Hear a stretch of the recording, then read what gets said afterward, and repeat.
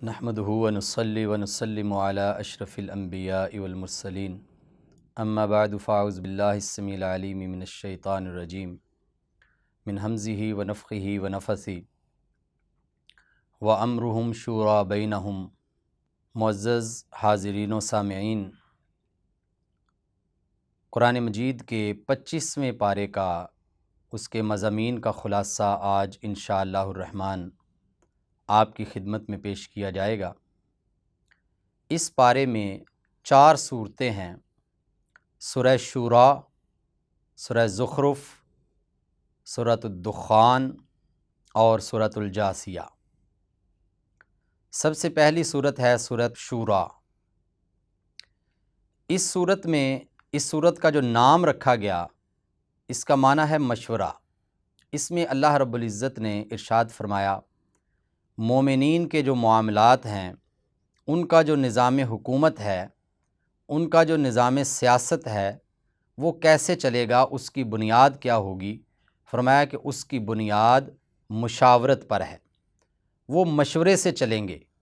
خلیفہ، حکمران، سلطان وہ اپنی منمانی نہیں کرے گا، بلکہ باقاعدہ اس کی مجلس شورا ہوگی اور ان سے وہ مشورہ کیا کرے گا۔ نبی کریم صلی اللہ علیہ وسلم نے ارشاد فرمایا کہ مشورے کے اندر خیر و برکت رکھی گئی ہے۔ حضرت علی رضی اللہ تعالیٰ عنہ ارشاد فرماتے ہیں کہ مشورے کا مطلب یہ ہوتا ہے کہ لوگوں کی اکثریت وہ صاحبان حل و عقد کہ جن کو آپ مشورے کے قابل سمجھتے ہیں، ان کی اکثریت جو مشورہ دے رہی ہے، آپ اس مشورے کو پھر تسلیم کریں۔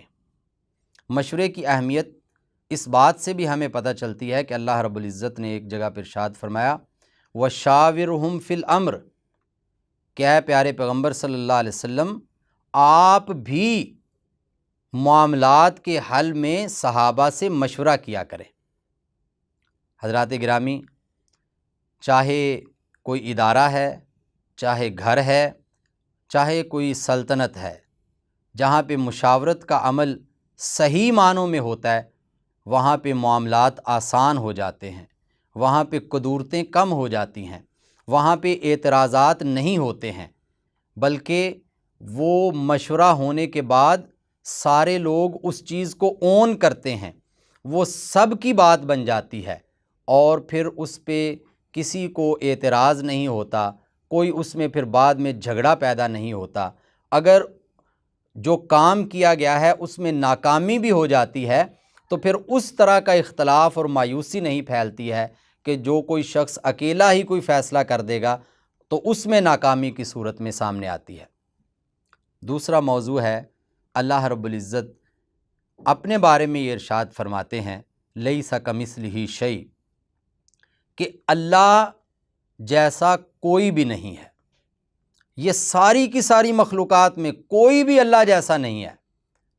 اللہ جو ہے وہ بے مثال ذات ہیں، لا مثل لہ ولا مثال لہ، نہ تو اس جیسا کوئی ہے، نہ ہی انسانوں کو چاہیے کہ کسی کو اس جیسا قرار دیں، اس کی کوئی مثال نہیں ہے۔ اللہ رب العزت دیکھتے ہیں، اللہ رب العزت سنتے ہیں، اللہ رب العزت کے ہاتھ ہیں، اللہ کا چہرہ ہے، اللہ کا پاؤں ہے، لیکن اللہ کے دیکھنے کی کیفیت کیا ہے، اللہ کے سننے کی کیفیت کیا ہے، اللہ کا ہاتھ، پاؤں، اللہ کا چہرہ کس طرح کا ہے، اس بارے میں انسان کوئی کیفیت بیان نہیں کر سکتا۔ اسلام نے اللہ کے بارے میں، اللہ کی ذات کے بارے میں یا اللہ کی صفات کے بارے میں کوئی بھی تشبیہ دینا، کوئی بھی کیفیت بیان کرنا، اس کو غلط قرار دیا ہے۔ یہ توحید کے منافی ہے، یہ اللہ کی قدرت کاملہ کے منافی ہے، گویا کہ اللہ کی قدرتوں کو یہ محدود کرنے والا عمل ہے۔ اس لیے اللہ فرماتے لیس کمثلہ شیء۔ تیسری بات یہاں پہ یہ ارشاد فرمائی کہ دین حضرت آدم علیہ السلام سے لے کے ہر نبی کا جو دین ہے، جو نبی کریم صلی اللہ علیہ وسلم کو دین عطا کیا گیا ہے، وہ دین اسلام ہی ہے، یہ اسی کا تتمہ ہے، یہ اسی کی تکمیل ہے جو فرمایا کہ الیوم اکملت لکم دینکم واتممت علیکم نعمتی ورضیت لکم الاسلام دینا، یہ وہی دین ہے جو حضرت آدم سے شروع ہوا تھا۔ فرمایا شرع لکم من الدین ما وصی بہ نوحا، فرمایا کہ دین میں جو آپ کے لیے بنیادی باتیں آپ کو بتائی گئی ہیں، یہ وہی باتیں ہیں جو نوح علیہ السلام کو بتائی گئی تھیں۔ فرمایا والذی اوحینا الیک، وہ باتیں جو آپ کی طرف وحی کی جا رہی ہیں، وما وصینا بہ ابراہیم و موسیٰ و عیسیٰ، اور وہ باتیں جو حضرت ابراہیم، حضرت موسیٰ، حضرت عیسیٰ علیہ السلام کو وصیت کی گئی تھی، وہ کیا باتیں تھیں؟ ان اقیم الدین، کہ اس دین کے قیام کے لیے کھڑے ہو جاؤ۔ کون سا دین؟ فرمایا ان الدین عند اللہ الاسلام، اللہ کی نظر میں ایک ہی دین ہے، اس کے علاوہ کوئی دین اللہ کے ہاں قابل قبول نہیں ہے، اور وہ دین ہے دین اسلام۔ چوتھی بات اللہ رب العزت ارشاد فرما رہے ہیں، ایک مثال دی ہے اور اس مثال سے سمجھایا جا رہا ہے کہ اللہ کے ہر فیصلے میں کوئی حکمت ہوتی ہے۔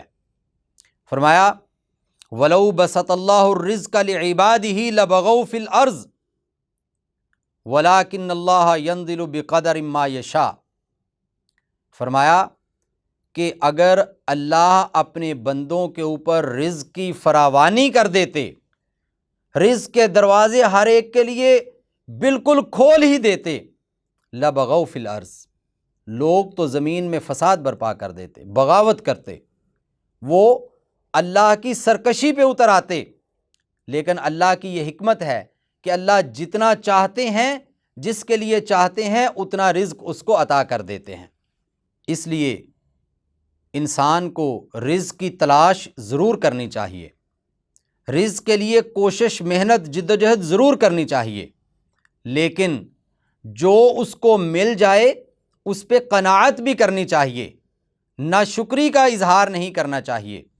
بلکہ بعض دفعہ ایسے ہوتا ہے کہ اللہ نے کسی کو غریب رکھا، اللہ کی حکمت یہ تھی کہ یہ شخص، اس کی طبیعت ایسی ہے کہ یہ اگر امیر ہو گیا تو یہ اپنی دولت جو ہے وہ حرام کاموں میں اجاڑ دے گا، دولت بھی برباد کرے گا، گناہ بھی کمائے گا۔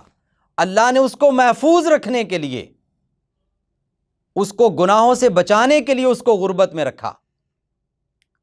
اس لیے نبی کریم صلی اللہ علیہ وسلم نے ارشاد فرمایا تھا کہ طوبیٰ للغرباء، کہ وہ لوگ کہ جو غربت کی زندگی گزارتے ہیں ان کے لیے خوشخبریاں ہیں۔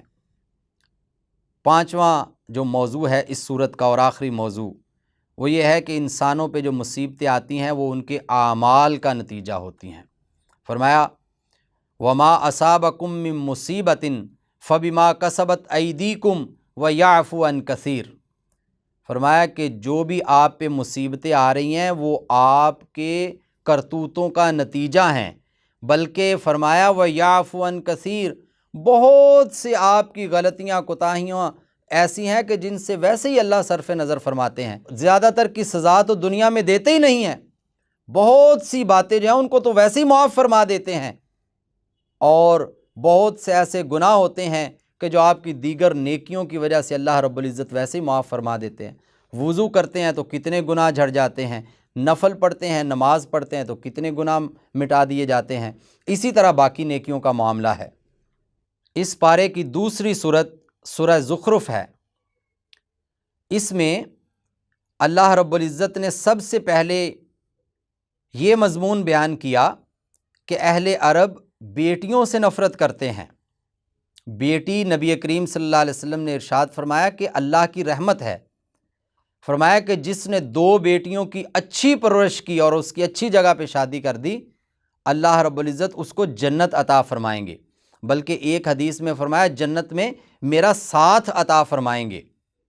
اور یہاں پہ ان کا جو رویہ ہے مشرکین کا، اہل عرب کا بیٹیوں کے حوالے سے، وہ بیان فرمایا وَإِذَا بُشِّرَ أَحَدُهُمْ بِمَا ضَرَبَ لِلرَّحْمَنِ مَثَلًا ظَلَّ وَجْهُهُ مُسْوَدًّا وَهُوَ كَظِيمٌ، کہ یہ عجیب لوگ ہیں، ایک طرف یہ کہتے ہیں کہ فرشتے اللہ کی بیٹیاں ہیں، اللہ کے لیے جو مثالیں بیان کرتے ہوئے انہیں شرم نہیں آتی ہے، وہی بیٹی کی خوشخبری جب انہیں دی جاتی ہے تو ان کا چہرہ سیاہ پڑ جاتا ہے، ان کا دل گھٹنے لگتا ہے، یہ دکھی ہو جاتے ہیں اس بات پہ۔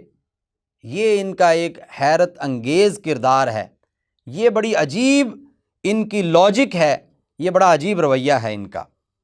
دوسرا موضوع ہے کہ مشرکین نے یہ اعتراض کیا، اور یہ صرف اس دور کے مشرکین کا اعتراض نہیں ہے، بلکہ یہ ہر دور کے لوگوں کا ایک عمومی اعتراض ہے۔ اعتراض یہ کہ نبوت اللہ نے کسی بڑے آدمی کو عطا کیوں نہیں کی؟ جب نبی کریم صلی اللہ علیہ وسلم طائف میں گئے، وہاں پہ جو سرداران طائف تھے وہ نبی کریم صلی اللہ علیہ وسلم کی باتیں سننے کے بعد استہزاء کرتے ہوئے، مذاق اڑاتے ہوئے کہتے ہیں کہ یہ اتنے بڑے بڑے دو شہر ہیں، مکہ اور طائف، کیا ان دو شہروں میں صرف آپ جیسا یتیم اور غریب ہی اللہ کو ملا ہے نبی بنانے کے لیے؟ کیا کوئی امیر آدمی، کیا کوئی خزانوں والا آدمی، کیا کوئی زمینوں والا آدمی نہیں ملا؟ اور ان کی اس بات کو اللہ رب العزت قرآن مجید میں نقل کرتے ہیں، وَقَالُوا لَوْلَا نُزِّلَ هَذَا الْقُرْآنُ عَلَى رَجُلٍ مِّنَ الْقَرْيَتَيْنِ عَظِيمٍ، کہ یہ جو قرآن ہے یہ ان دونوں شہروں میں سے کسی عظیم آدمی پہ کیوں نازل نہیں کیا گیا؟ حضرات گرامی، عظمت کا معیار انسانوں کی نظر میں کچھ اور ہے، اللہ کی نظر میں کچھ اور ہے۔ اللہ نے تو دونوں شہروں میں سے عظیم نہیں، اس کائنات میں عظیم ترین ہستی پہ قرآن نازل کیا ہے۔ وہ تو یہ کہتے ہیں کہ دونوں بستیوں میں سے جو کوئی بڑا آدمی اس پہ کیوں نہیں؟ اللہ نے تو اس کائنات میں جو سب سے بڑا آدمی ہے، جو سب سے بڑے بشر ہیں، جو افضل البشر ہیں، ان پہ قرآن مجید نازل کیا ہے۔ اور ان لوگوں کے نزدیک بڑا ہونے کا مطلب کیا ہے کہ باغات ہوں، اس کے پاس خزانے ہوں، اس کا خاندان بڑا ہو، وہ خود بڑا طاقتور ہو، بڑا جسم جثے والا ہو۔ یہ معیار ہے ان کے نزدیک نہیں، بلکہ نبوت تو ایک ایسی نعمت ہے کہ اللہ جس کو چاہتے ہیں اس کو عطا فرماتے ہیں۔ حضرات گرامی، تیسرا موضوع یہ ہے کہ دنیا کافروں کے لیے اور آخرت مومنوں کے لیے۔ نبی کریم صلی اللہ علیہ وسلم نے ارشاد فرمایا تھا کہ الدنیا سجن المؤمن و جنت الکافر، کہ دنیا مومن کے لیے قید خانے کی طرح ہے، کافر کے لیے جنت کی طرح ہے۔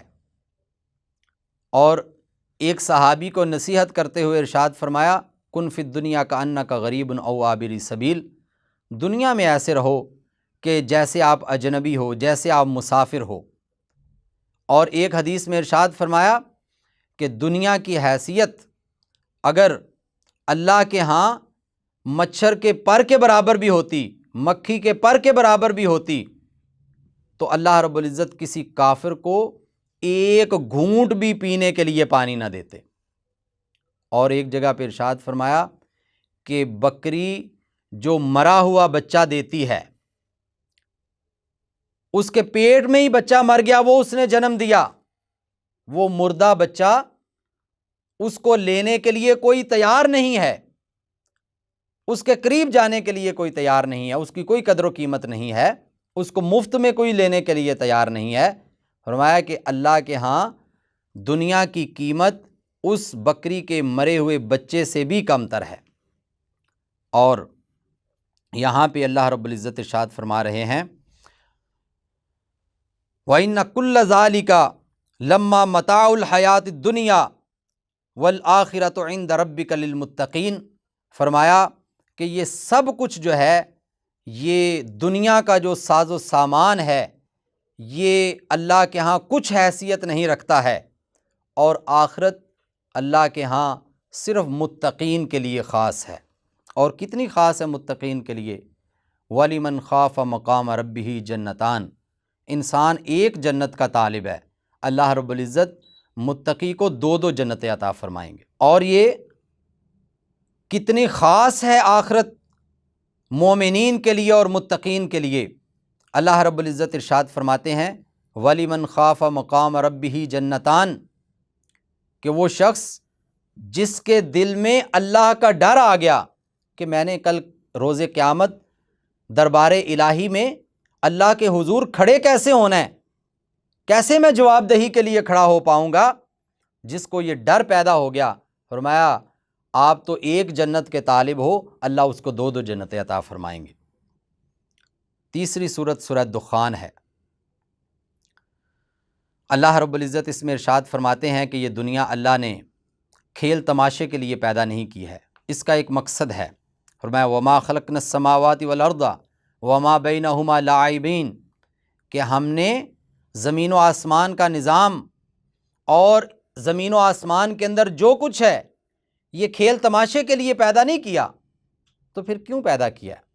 ایک اور جگہ پہ اللہ رب العزت نے ارشاد فرمایا وَمَا خَلَقْتُ الْجِنَّ وَالْإِنسَ إِلَّا لِيَعْبُدُونَ، فرمایا کہ ہم نے جن و انس کو اپنی عبادت کے لیے، اپنی بندگی کے لیے، اپنی پوجا کے لیے۔ عبادت کس چیز کا نام ہے؟ انسان اپنی زندگی کا ہر سانس اللہ کی مرضی سے گزارے گا، اپنی منمانی نہیں کرے گا۔ یہ عبدیت ہے، یہ عبادت ہے، یہ عبودیت ہے، یہ جوہر ہے عبادت کا۔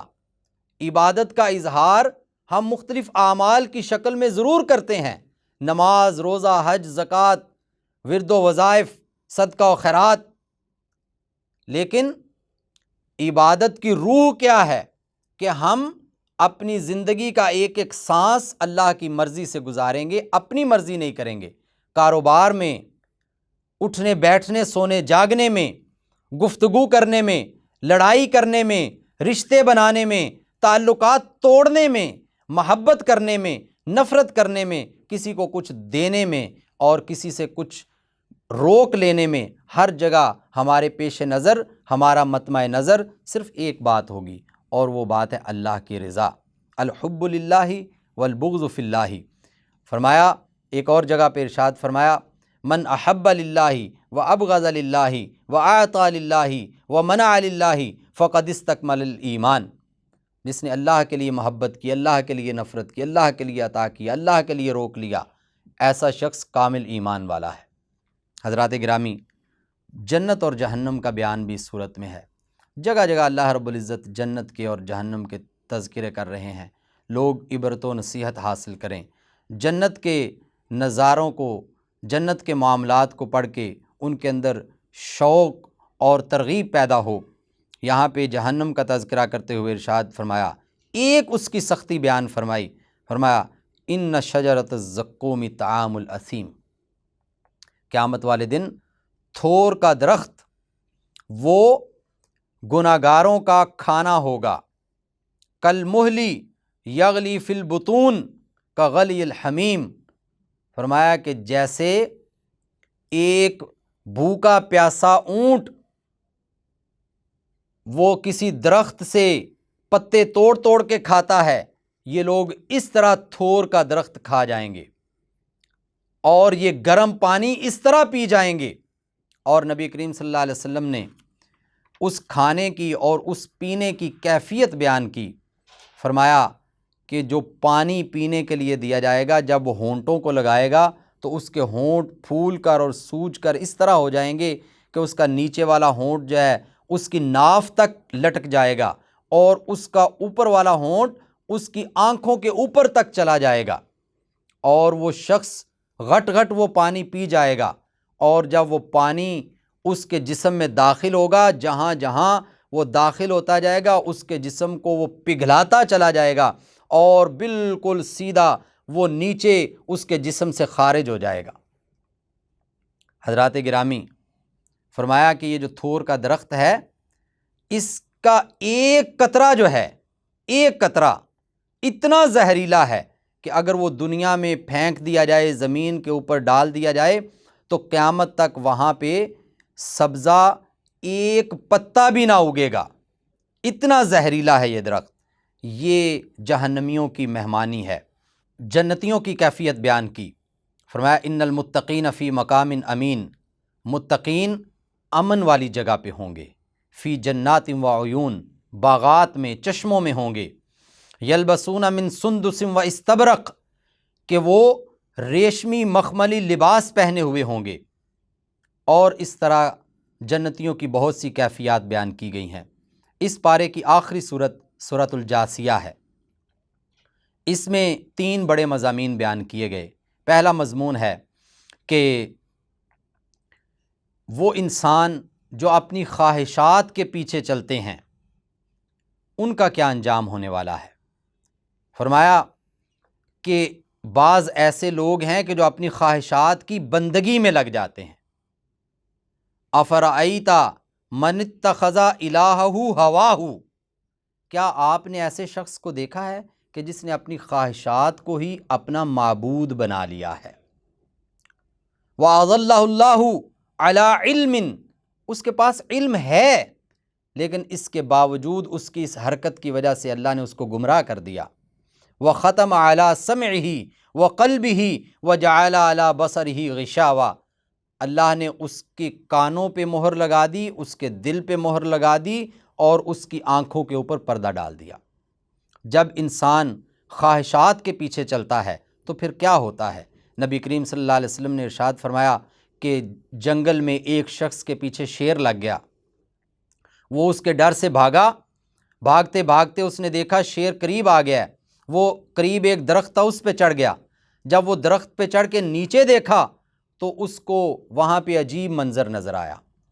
ایک طرف شیر نیچے کھڑا ہوا منہ اوپر کیے غرا رہا ہے، اور دوسری طرف وہ دیکھتا ہے کہ ایک بہت بڑا گڑھا ہے، اور جب وہ درخت کی جڑ میں دیکھتا ہے تو وہاں دیکھتا ہے کہ 2 چوہے درخت کے تنے کو کھائے جا رہے ہیں، ایک سیاہ رنگ کا ایک سفید رنگ کا۔ وہ گھبرا جاتا ہے کہ تنا ٹوٹے گا، اس طرف گرا تو شیر کھا جائے گا، دوسری طرف گرا تو گڑھے میں کھائی میں گر جاؤں گا۔ اسی عالم میں وہ آسمان کی طرف دیکھتا ہے، جب وہ اوپر دیکھتا ہے تو اس کے اوپر جو شاخیں ہیں ان میں ایک شاخ پہ شہد لگا ہوا ہے۔ جب وہ شہد کو دیکھتا ہے تو شہد کھانا شروع ہو جاتا ہے۔ نبی کریم صلی اللہ علیہ وسلم نے ارشاد فرمایا شہد کھانے میں اتنا مگن ہوتا ہے کہ وہ چوہے درخت کو کھا کھا کے اس کے تنے کو گرا دیتے ہیں، اور وہ اس گڑھے کے اندر گر کے مر جاتا ہے۔ اور پھر اس بات کی وضاحت فرمایا کہ وہ شیر جو انسان کے پیچھے لگا ہوا ہے وہ موت ہے، اور وہ درخت اس کی زندگی ہے۔ وہ چوہے سیاہ رنگ کا اور سفید رنگ کا چوہا دن اور رات اس کی عمر ہے، اور وہ گڑھا جہنم ہے، اور وہ شہد جس میں وہ غافل ہو گیا، جس کو کھانے لگ گیا، سب کچھ بھول گیا، وہ دنیا کی خواہشات ہیں۔ انسان موت کو بھی بھول جاتا ہے، انسان جہنم کو بھی بھول جاتا ہے، انسان اپنی زندگی کے محدود ہونے کو بھی بھول جاتا ہے، سب کچھ کو بھول کے وہ اپنی خواہشات کا بندہ بن جاتا ہے۔ حضرات گرامی، وہ لوگ کہ جن کے دلوں پہ مہریں ہیں ان کے بارے میں سورہ بقرہ کی ابتدا میں اللہ رب العزت نے ارشاد فرمایا وَلَهُمْ عَذَابٌ عَظِيمٌ، ان کے لیے بہت بڑا عذاب تیار کیا گیا ہے۔ دوسرا مضمون یہاں پہ یہ ارشاد فرمایا کہ مومن اور کافر ان کی نہ زندگی ایک جیسی ہے نہ موت ایک جیسی ہے۔ فرمایا ام حسب الذین اجترحوا السیئات ان نجعلہم کالذین آمنوا وعملوا الصالحات سواء محیاہم ومماتہم ساء ما یحکمون۔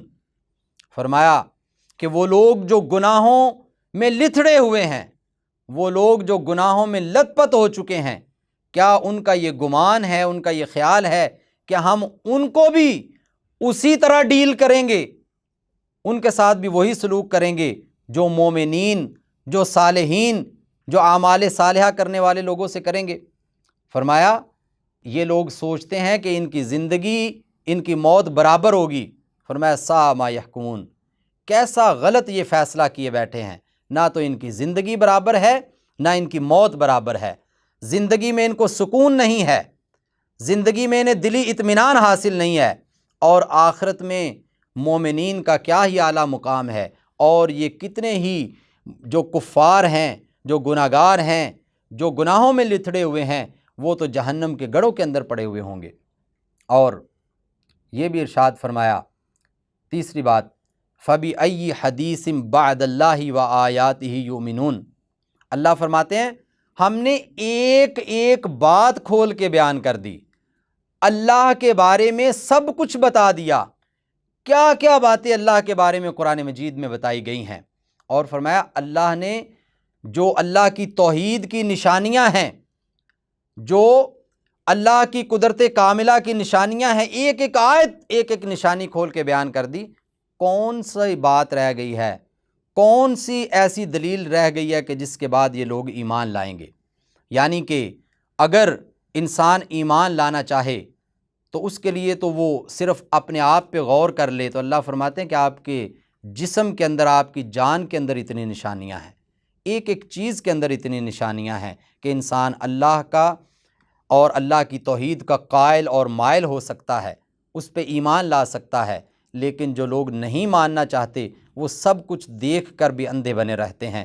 اللہ تعالی ہمیں اپنی توحید کا اقرار اور ایمان عطا فرمائے، اللہ تعالی ہمیں اپنے مقربین میں شامل فرمائے، اللہ تعالی ہمیں ان لوگوں میں شامل فرمائے کہ جو صاحب ایمان ہیں، جو اللہ کی رضا کو حاصل کرنے والے ہیں۔